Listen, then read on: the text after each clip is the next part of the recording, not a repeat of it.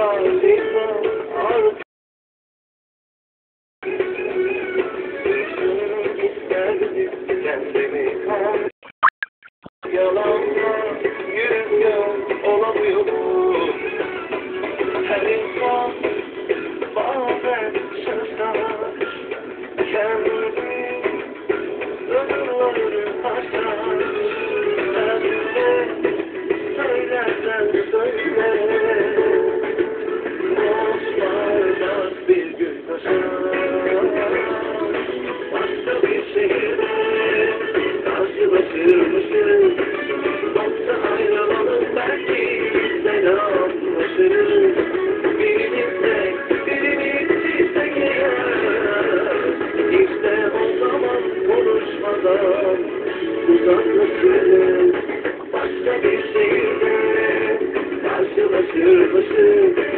Yoksa ayrılalım belki selamlaşırız. Birimiz çiftse eğer, İşte o zaman konuşmadan uzaklaşırız.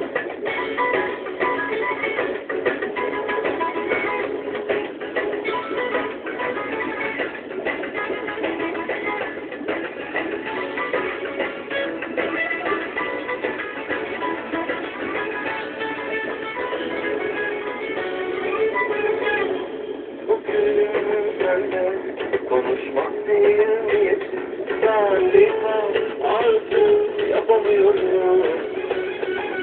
Söylemek isterdim kendimi kaybederim. Yalanla yüz olamıyorum.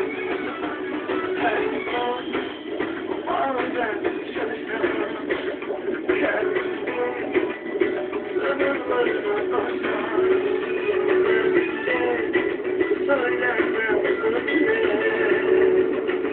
Boş bardak bir gün kaçar. Başka bir şehirde karşılaşırmışız. Yoksa ayrılalım belki selamlaşırız. Birimiz eğer, İşte o zaman konuşmadan uzaklaşırız. Başka bir şehirde karşılaşırmışız. Yoksa ayrılalım belki selamlaşırız. Birimiz çiftse eğer, İşte o zaman konuşmadan